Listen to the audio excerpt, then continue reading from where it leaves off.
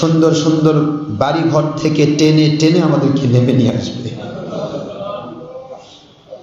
যেই সন্তান নেই, যেই স্ত্রী, যেই পরিবার আমাদেরকে ছাড়া একটি রাত থাকতে পারত না, যে সন্তানরা একটি মুহূর্ত আমাদেরকে ছাড়া থাকতে পারতেন না,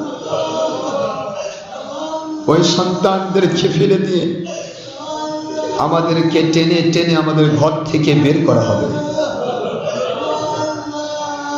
টেনে টেনে টেনে টেনে ঘর থেকে বের করা হবে।